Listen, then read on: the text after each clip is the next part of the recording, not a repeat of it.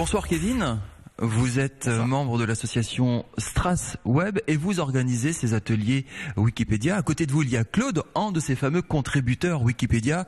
Wikipédia, grande encyclopédie mondiale, des centaines de millions de visiteurs chaque mois, encyclopédie libre, justement, c'est le principe qu'on va vous expliquer. Chacun d'entre vous peut écrire, rédiger ou corriger un article. Et en fait, ici, dans ce centre de culture numérique, vous apprenez aux gens à faire ça, c'est ça l'idée ? Oui, alors c'est tout simplement leur apprendre les bases et les rudiments de Wikipédia, puisque ça a beau être libre et chacun peut contribuer. Il y a des règles à respecter et des principes à connaître et des petites choses pour pouvoir contribuer plus facilement. Donc ça se fait dans cette salle, sur ce tableau, vous expliquez comment insérer une photo, un article, c'est des choses aussi techniques que ça, aussi basiques ? Oui, c'est assez basique en fait, c'est simplement que quand on ne sait pas comment le faire, ça peut paraître compliqué. S'ils viennent, c'est qu'ils sont intéressés, donc on veut leur apprendre comment et pourquoi contribuer par exemple. Et pourquoi vous passionnez autant pour Wikipédia ?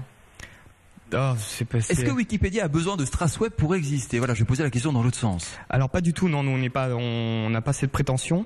C'est simplement que étant le président et moi-même contributeurs, on s'est dit que ça serait intéressant en fait de pouvoir faire découvrir à Strasbourg, à ses étudiants, à ses retraités, à tout le monde, comment ça fonctionne, quels sont les rouages de Wikipédia. Claude, on va vous passer le micro. Claude, vous êtes contributeur à Wikipédia. C'est quoi votre job ? Alors mon job, je contribue de deux formes. C'est-à-dire d'un côté, je crée des articles, je corrige des articles. Sur quel thème ? Essentiellement sur le thème de l'Alsace, parce que je suis un amoureux de Strasbourg, mais aussi sur des thèmes historiques. Donc j'ai fait des photos, c'est ça ? Et je fais également des photos. Donc j'essaye d'enrichir du mieux que possible des biographies, des fiches sur des villes et des choses comme ça. Il y en a qui font des mots croisés. Vous faites Wikipédia tous les jours, c'est ça ? Je fais des Wikipédia tous les jours, oui. Ça représente quoi dans votre temps ? C'est un peu addictif. 1 heure, 2 heures ça représente facilement 2 heures, oui, par jour. Par jour, d'accord. Donc c'est très passionné quand même comme boulot. C'est assez addictif, Wikipédia. Il faut le dire, à un certain niveau, ça devient assez addictif. Est-ce que ça, c'est de la culture gratuite pour tous, Wikipédia ? Franchement, je crois que c'est vraiment le projet le plus altruiste de culture que je connaisse. Et c'est pour ça que je m'investis autant.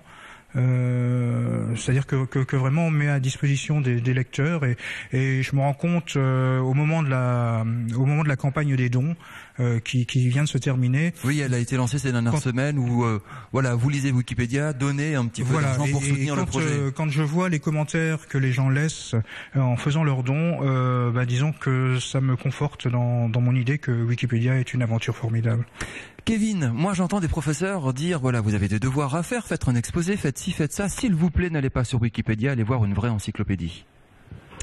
Disons que ça c'est pas forcément, ça c'est la philosophie de certains, ils ont une ancienne philosophie pour les professeurs, mais je sais que par exemple au premier atelier, on a eu des professeurs qui étaient intéressés, des professeurs de l'université donc, qui sont venus parce qu'ils étaient intéressés. Parce que justement, le fait que ce soit ouvert à tout le monde peut dire n'importe quoi, se tromper sur une date, l'orthographe d'un nom, raconter que quelqu'un est mort et finalement il est vivant, ça s'est passé à plusieurs reprises. Il y a tout ça quand même. Est-ce que c'est fiable, Wikipédia ? Est-ce que ce que vous racontez sur Strasbourg, c'est scientifiquement, historiquement vérifié et on ne peut pas se tromper ?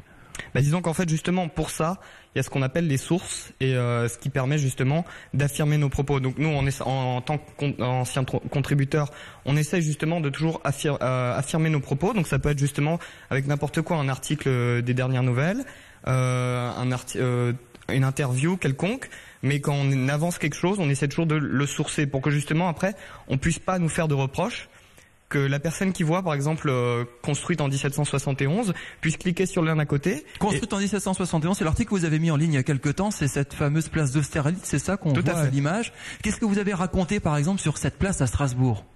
En fait, on a créé cet article durant le dernier atelier en date, donc avec une nouvelle contributrice. Donc je l'ai aidée, je l'ai guidée, simplement, bon, pour l'instant c'est encore évidemment une ébauche, mais après... Le but, c'est de pouvoir justement dire jusqu'à qu'est-ce qu'elle a fait au début, à quoi elle servait au début, enfin sous quel nom. Par la suite, après, on a Et ces fameuses sources et les notes et références qu'on voit à l'écran, archistrasbourg.org, strasbourg2008.dna, c'est vrai, tout à fait. Les 20 minutes aussi, et il y a pas forcément que des sources web, puisque certains considèrent que les sources web sont des fois moins fiables.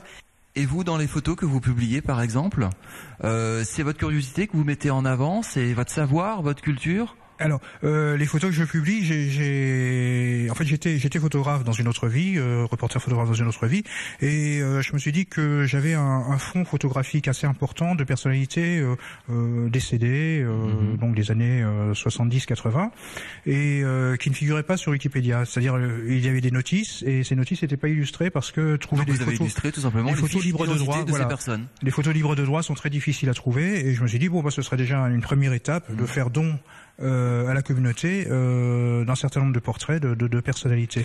Merci beaucoup Kevin, merci beaucoup Charles de nous avoir parlé de votre passion pour Wikipédia, cette encyclopédie libre et gratuite. Donc le 13 février, atelier organisé ici au Centre de culture numérique de Strasbourg. Participez, mettez les doigts dans de la culture numérique et surtout, on l'a dit, soyez vigilants, vérifiez quand même vos sources, c'est presque un travail de journaliste.